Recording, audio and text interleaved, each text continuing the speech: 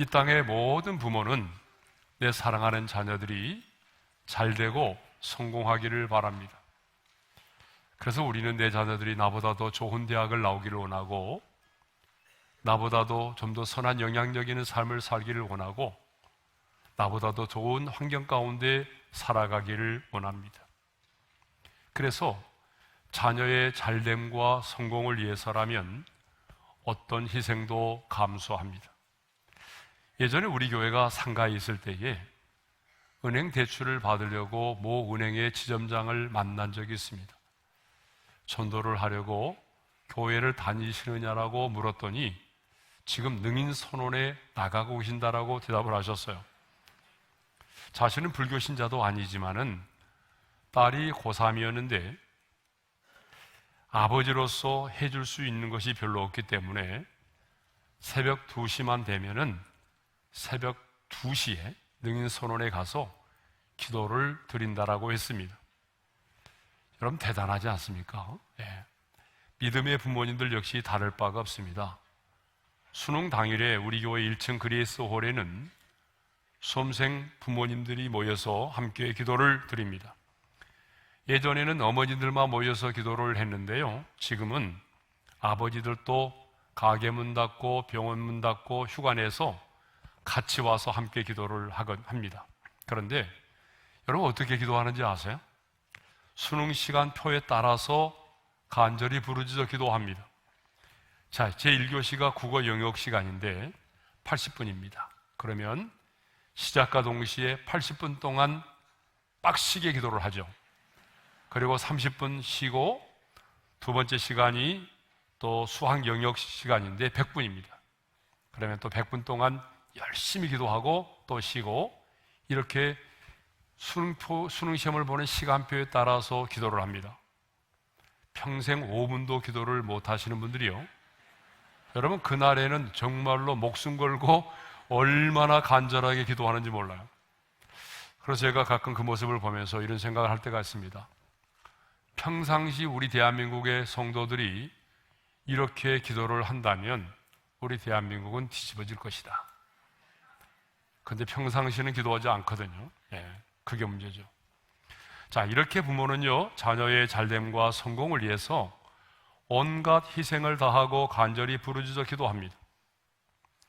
그렇다면 우리의 자녀들은 우리가 자녀들을 위해서 그만큼 희생하고 수고한 만큼, 아니 우리가 기도하고 바라는 만큼 잘되고 성공적인 인생을 살고 있습니까?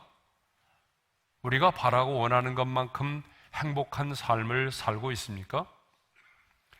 초록우산 어린이재단이라고 하는 곳이 있는데요, 이곳에서 지난해 초등학교 5학년부터 고등학교 2학년까지 2231명을 대상으로 행복지수를 조사했습니다. 그런데 조사 결과 86.9%인 1940명이 행복지수가 하라고 대답을 했어요. 행복지수 상중하로 했을 때에 86.9%니까 대부분의 학생들이 행복하지 않다라고 대답을 했습니다. 더 놀라운 사실은요, 충동적으로 극단적인 선택을 생각한 적이 있다는 응답은 2021년도에는 4.4%, 2022년도에는 7.7%, 2023년도에는요 10.2%로 나타났습니다. 그러니까 10명 중에 1명의 자녀들은요 자살을 시도하거나 생각한 적이 있다는 거예요. 여러분, 이 조사 결과에서 보듯이 지금 우리의 자녀 세대는 별로 행복하지 않습니다. 지금 우리의 자녀 세대는 이전의 세대보다도 훨씬 더 많은 부모의 사랑과 관심을 받고 있어요. 비교조차 할 수 없는 더 좋은 환경 가운데서 살아가고 있습니다. 아니, 그럼에도 불구하고 우리의 자녀들은 더 많은 염려와 더 많은 불안과 더 많은 두려움 속에서 살아가고 있다는 것이죠. 아니, 끊임없는 비교로 인한 낮은 자존감을 가지고 죽음까지도 생각하면서 불행한 시간들을 보내고 있다는 것입니다. 여러분, 왜 그럴까요?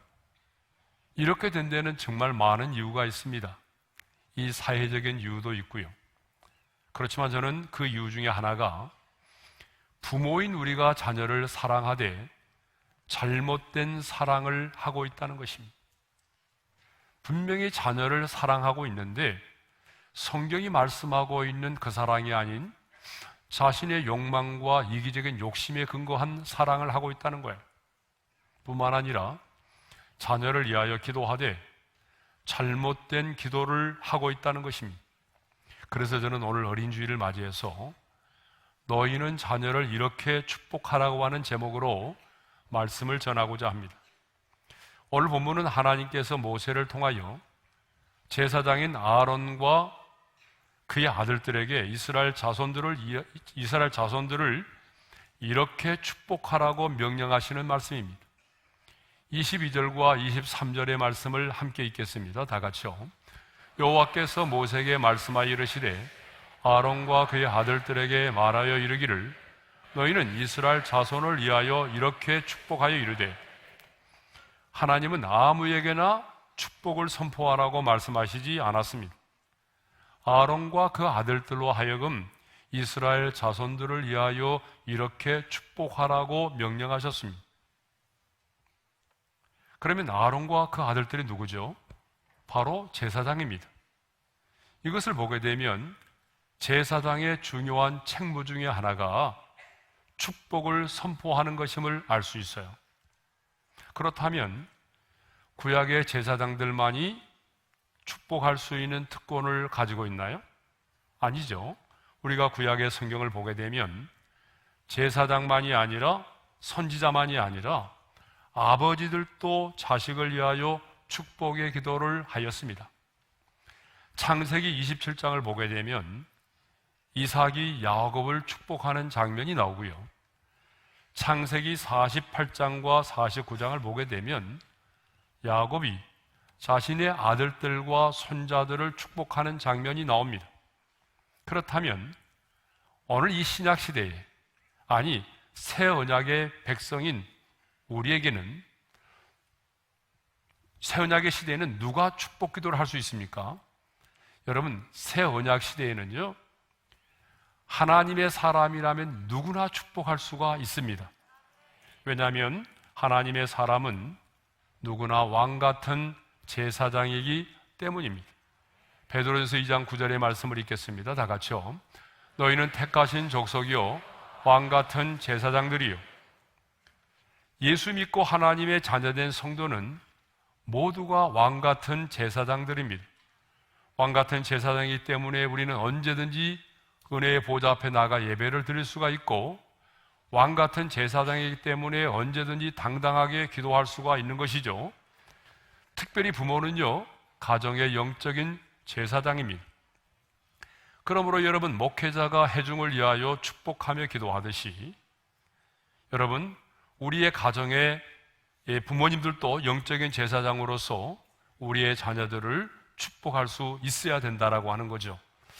하나님의 사람의 특징은요, 다른 사람을 축복한다는 것입니다. 믿는 부모와 믿지 않는 부모의 차이가 뭘까요? 여러분은 어떤 차이라고 생각하세요? 믿는 부모와 믿지 않는 부모의 차이가 뭘까요? 용돈을 얼마나 주느냐의 차이가 있는 것이 아닙니다. 얼마나 자녀에게 관심을 보이느냐 보이지 않느냐의 차이가 아닙니다. 여러분, 차이는요, 믿음의 부모는 예수님의 이름으로 내 자녀를 축복할 수가 있다는 거예요. 그렇지만 예수를 믿지 않은 사람들은요, 그냥 축복할 수 있을지는 모르지만 예수님의 이름으로 내 자녀를 축복할 수는 없습니다. 여러분, 우리가 예수님의 이름으로 내 자녀를 축복할 수 있다고 하는 것은 얼마나 큰 축복이고 특권인지 모릅니다. 롤프 가복이 쓴 하루에 한 번 자녀를 축복하라고 하는 책이 있습니다. 아주 오래전에 나온 책인데요, 그 롤프 가복은 그 책에서 이런 말을 하고 있어요. 우리 함께 읽겠습니다. 다 같이요. 자녀를 위한 가장 확실한 투자는 바로 하루에 한 번 자녀를 축복하는 것이다. 여러분 동의하십니까? 안 하신 분이 몇 분 계시기 때문에 다시 한번 읽겠습니다. 다시 한번요. 다 같이 시작. 자녀를 위한 가장 확실한 투자는 바로 하루에 한 번 자녀를 축복하는 것이다. 예. 저는 이 말에 100% 동의합니다. 그래서 저는 우리 아이들이 어릴 때 있잖아요. 지금 다 미국에 있지만 새벽 기도를 마치고 돌아오게 되면 가장 먼저 아이들 방에 들어가서 그들의 머리에 손을 얹고 제사장이 이스라엘 백성들을 축복했던 이 세 가지 축복을 우리 아이들에게 수년 동안 했어요. 근데 열매가 참 아름다운 것 같아요. 제가 보니까 그 축복의 열매가 있어요. 예. 지금 우리는 우리의 자녀들을 위하여 수없이 많은 돈을 쏟아붓습니다. 자식을 위해서 이민도 가기도 하고 자식 때문에 부부가 함께 살지 못하고 기러기 엄마 아빠로 살아가기도 합니다. 자식이 뭐길래라고 하는 생각이 들 정도로 정말 자녀를 위해서라면 아낌없이 희생하고 투자합니다. 그런데 여러분 어떻습니까? 내가 내 자녀를 위해서 그만큼 희생하고 투자하고 기도한 만큼 그 원하는 열매를 맺고 있습니까? 아니면은 별로 아름답지 못한 열매를 맺고 있습니까?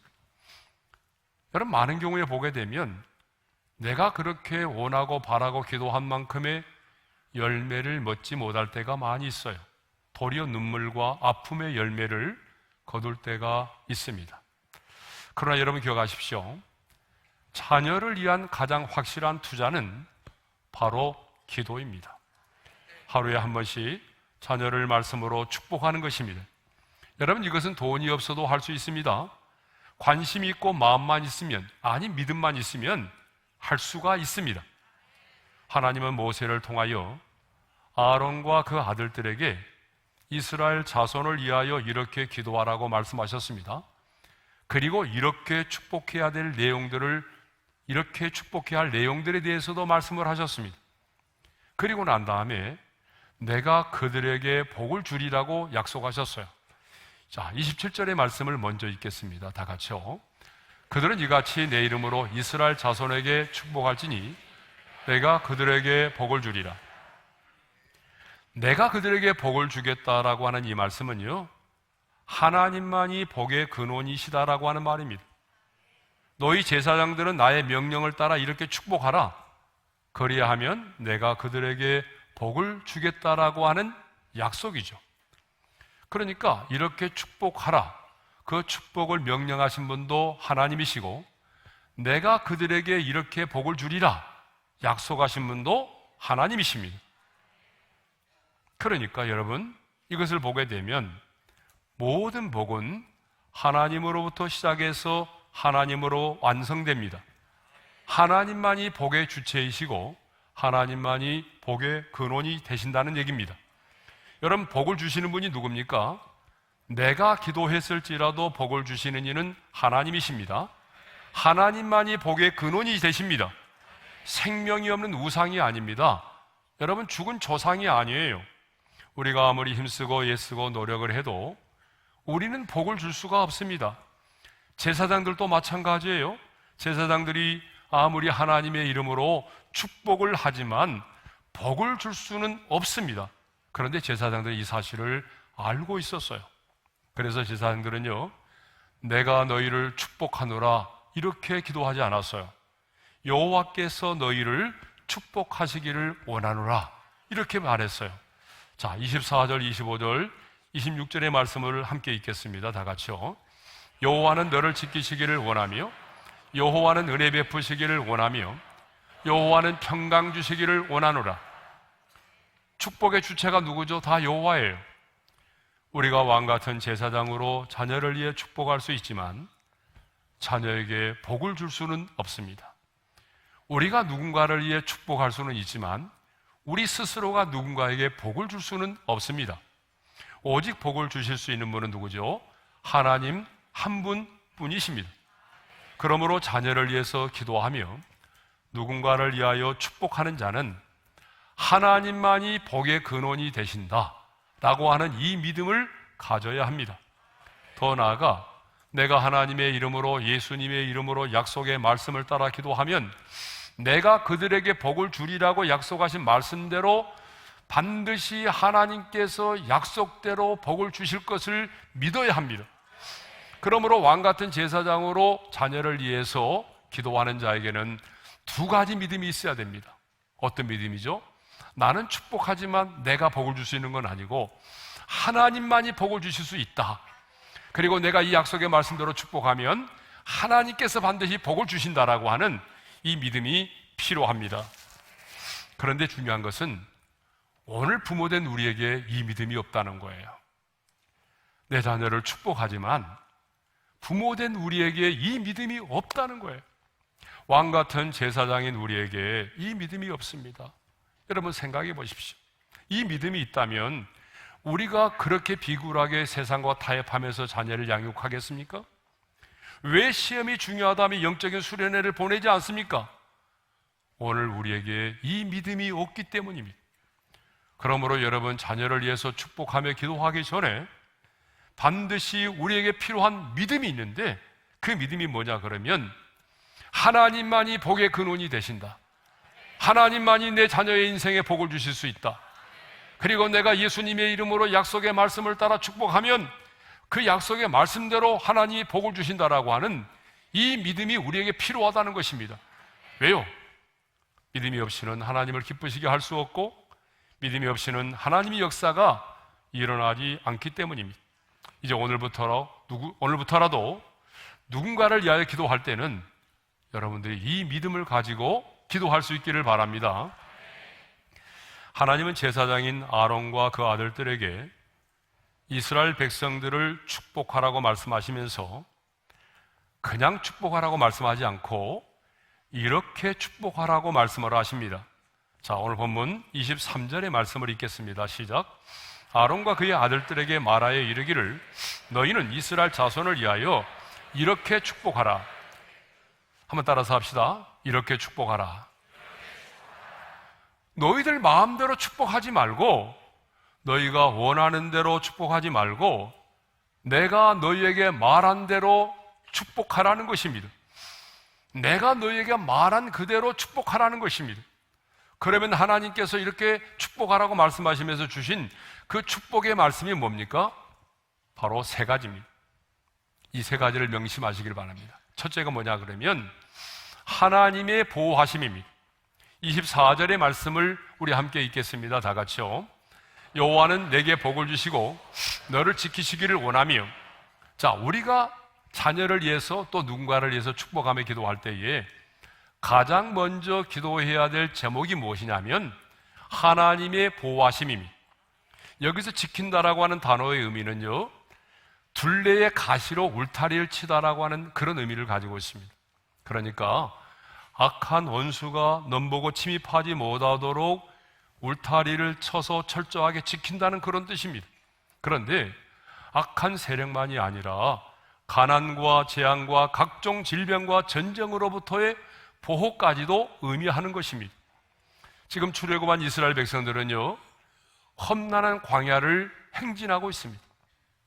그런데 이 광야를 행진하는 이스라엘 백성들에게만 하나님의 보호하심이 필요한 것이 아닙니다. 지금 오늘 이 시대를 살아가는 우리들에게도, 우리의 자녀들에게도 하나님의 지키심, 하나님의 보호하심이 절대적으로 필요합니다. 여러분, 우리가 살아가는 이 세상을 보십시오. 살인과 폭력이 난무합니다. 학교 폭력이 난무합니다. 여러분, 청소년 마약이 이제 급증하고 있습니다. 많은 아이들이 동성애에 대해서 호기심을 가지고 있습니다. 인터넷을 통한 음란 사이트와 자살 사이트, 좋지 못한 게임 사이트 등이 우리의 자녀들을 공격하고 있습니다. 태풍과 홍수와 지진으로 수십만 명이 하루아침에 이 세상을 떠나고 있습니다. 신천지를 비롯한 이단들이 우리의 자녀들의 영혼을 지금 훔치려고 맴돌고 있습니다. 더 나아가 저 사탄 마귀가 우는 사자처럼 삼킬 자를 두루 찾고 있습니다. 그러므로 우리에게 제일 중요한 것은 뭐예요? 우리 자녀들을 위한 진짜 기도가 뭡니까? 잘 되는 것보다 중요한 것이 뭐예요? 하나님께서 우리의 자녀들을 지켜주는 거예요. 하나님의 보호하심이 절대적으로 필요하다 그 말입니다. 그런데 우리는 그런 기도 별로 안 하거든요. 잘 되기만을 위해서 기도하잖아요. 여러분, 잘 되는 게 먼저가 아니에요. 하나님의 보호하심이 먼저입니다. 그러므로 이 시대를 살아가는 우리와 우리의 자녀들에게는 하나님의 보호하심이 절대적으로 필요합니다. 그러므로 하나님의 보호하심을 위하여 기도하시기를 바랍니다.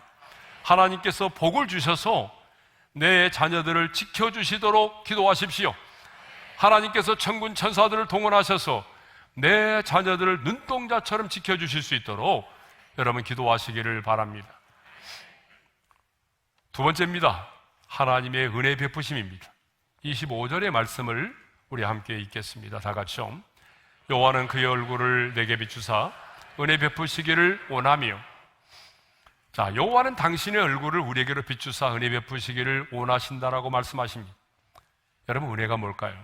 은혜라고 하는 것은 아무런 자격이 없음에도 불구하고 조건 없이 베풀어 주시는 하나님의 호의와 사랑을 말합니다. 그러니까 저와 여러분이 구원받음이 뭐예요? 은혜이고 지금까지 살아온 모든 것이 은혜입니다. 그러므로 오늘 이 땅을 살아가는 하나님의 사람들에게 정말 필요한 것은 하나님의 은혜입니다. 왜냐하면 우리는 하나님의 은혜가 아니면은요, 하루도 한순간도 살아갈 수가 없기 때문이죠. 여러분, 은혜를 받아야 내가 죄인이라는 사실을 깨닫게 됩니다. 은혜가 임해야 자신의 약함을 발견하게 됩니다. 은혜를 받아야 세상을 이길 수 있는 힘도 얻게 되는 것입니다. 은혜를 받아야 수많은 시험도 이길 수 있고, 은혜를 받아야 감사하며 살아가는 거죠. 은혜를 받아야 사명도 감당할 수가 있는 것입니다. 그러므로 하나님의 은혜보다 더 중요한 것은 없어요. 그러기에 우리는 늘 하나님의 은혜를 사모해야 됩니다. 더 나아가 내 사랑하는 자녀들에게도 하나님의 은혜가 아니면 살아갈 수 없다는 사실을 철저하게 가르치고 깨닫게 해야 됩니다. 이 세상 하나님의 은혜가 아니면 살아갈 수 없어. 사랑하는 딸아, 사랑하는 아들아, 하나님의 은혜가 아니면 우리는 살아갈 수 없어. 철저하게 하나님의 은혜가 아니면 살아갈 수 없다는 사실을 가르쳐주고 깨닫게 해야 됩니다. 자식이 부모의 은혜를 알아야 효도를 하듯이 우리도 하나님의 은혜를 알아야 하나님을 사랑하고 하나님을 경외하게 되는 것입니다. 그런데 하나님은 어떻게 은혜를 베푸시기를 원하신다고 말씀하십니까? 이렇게 말씀하고 있습니다. 그의 얼굴을 내게 비추사 은혜 베푸시기를 원하며. 하나님은 얼굴이 없는 분이에요. 영이시기 때문에. 그런데 하나님은 당신의 얼굴을 비추사 은혜 베푸시기를 원하신다라고 말씀하십니다. 얼굴은 그 사람의 전인격을 상징하는 거잖아요. 그러므로 그 얼굴을 비친다라고 하는 것은 은혜를 베풀기를 원하시는 하나님의 마음을 그렇게 표현한 거예요. 우리에게 은혜 베푸시기를 원하시는 하나님의 마음이 뭐예요? 그 얼굴을 내게로 비추시다 하는 얘기입니다. 여러분, 잠을 자는 어린아이를 사랑의 눈으로 바라보는 어머니의 마음을 아시죠? 아마 어머니들은 정말 말하지 않아도 사랑하는 자녀가 세곤세곤 잠을 잘 때에 그 아이의 모습을 바라본 적이 있을 거예요. 천진난만하게 잠을 자고 있는 아이의 모습을 바라보느라면 여러분, 뭐라고 설명할 수 없는 기쁨이 임하잖아요. 그죠? 표현할 수 없는 기쁨이 임합니다. 그렇게 사랑스러울 수가 없어요. 그래서 물끄러미 자녀를 바라보던 엄마는 드디어 아이의 볼에 뽀뽀를 하게 되죠. 그런데 우리에게 은혜를 베풀어 주기를 원하시는 하나님 아버지의 마음이 그렇다는 거예요. 하나님 아버지의 마음이 뭐예요? 얼마나 우리에게 은혜를 베풀어 주기를 원하시면 그 얼굴을 내게로 비추사 은혜 베푸시기를 원한다고 말씀하시겠어요. 예? 하나님 아버지의 마음입니다. 예? 그러므로 우리는 매일매일 하나님, 오늘 또 내가 하나님의 은혜가 아니면 살아갈 수 없습니다. 당신의 얼굴을 내게로 비추사 은혜를 베풀어 주옵소서. 당신의 얼굴을 여러분 자녀의 이름을 부르면서 내 자녀에게로 비추사 은혜를 베풀어 주시옵소서 라고 기도해야 됩니다. 왜냐하면 우리는 하루하루 주님의 은혜가 아니면 살아갈 수가 없기 때문이죠. 자, 세 번째로는요, 하나님의 평강입니다.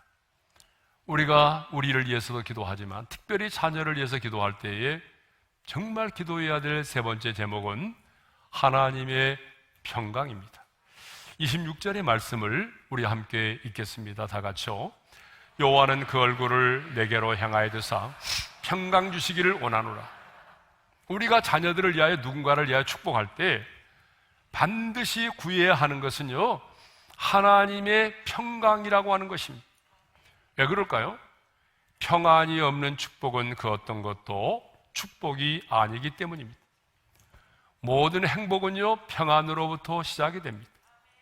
아무리 많은 재물을 가지고 있고 또 세상 사람들이 우러러볼 수 있는 높은 지위에 올라가 있고 남들이 부러워하는 정말 좋은 환경 가운데 살고 있다고 할지라도 그 마음에 평안이 없다고 한다면 여러분, 그 가지고 있는 물질과 환경과 지위가 무슨 소용이 있겠습니까? 아무 의미가 없는 거예요. 평안이 사라지면 아무 의미가 없는 거예요. 그러므로 우리는 날마다 이 평강의 축복을 구해야 합니다. 그렇다면 이 평강을 누가 줄 수 있습니까? 여러분, 이 평강은요, 하나님만이 주실 수 있어요. 그래서 예수님은요, 요한복음 14장 27절에서 이런 말씀을 하셨습니다. 다 같이요. 평안을 너에게 끼치노니 곧 나의 평안을 너에게 주노라. 내가 너에게 주는 것은 세상이 주는 것과 같지 아니하니라.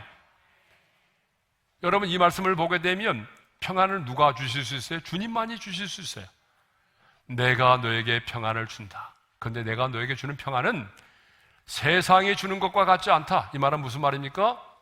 세상은 죽었다 깨어나도 세상의 어떤 물질도 어떤 권력도 어떤 환경도 이 평안은 줄 수 없다는 거야. 그러므로 이 평안은 뭐죠? 하늘로부터 임하는 평안입니다. 죽음 앞에서도 누릴 수 있는 평안입니다. 인생의 밤 가운데서도 하나님을 노래할 수 있는 평안입니다. 환난 가운데서도 부르짖어 기도할 수 있는 평안입니다. 여러분, 이 평안은 바로 주님께서 우리에게 주시는 겁니다. 그런데 오늘 여러분에게 이 평안이 있습니까? 평안은 주님의 최고의 관심이잖아요. 그렇다면 여러분 안에 이 평안이 있습니까? 여러분의 자녀들에게 이 평강의 축복이 있습니까? 여러분, 오늘날 예배 드리고 나서 한번 자녀들을 만나면 물어보세요. 아들아, 딸아, 나는 네 마음이 궁금해. 네 마음속에 평안이 있니? 두려움은 없어? 아빠가 보니까 뭔가 좀 쫓기고 있는 것 같은데. 여러분, 우리의 자녀들이 사실은 우리보다 더 많은 두려움 속에 살아갑니다. 미래에 대한 두려움, 불확실성에 대한 두려움, 실패에 대한 두려움, 사람을 만나는 것에 대한 두려움, 얼마나 많은 두려움 가운데 떨고 있는지 모릅니다.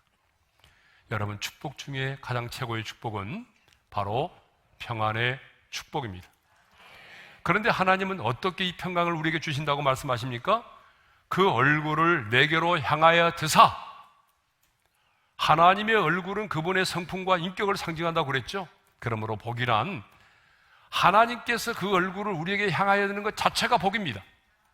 반대로 하나님께서 그 얼굴을 우리에게 향하여 드시지 않고 하나님께서 그 얼굴을 돌리시는 것이 뭐예요?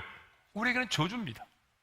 그러므로 여러분, 하나님께서 늘 우리에게 그 얼굴을 향하여 드사 평강 주시기를 위하여 기도하시기를 바랍니다.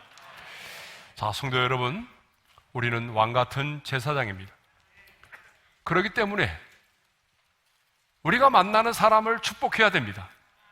뿐만 아니라 여러분의 자녀를 예수님의 이름으로 축복해야 합니다. 그런데 어떻게 축복해야 됩니까? 예수님의 이름으로 축복해야 돼요.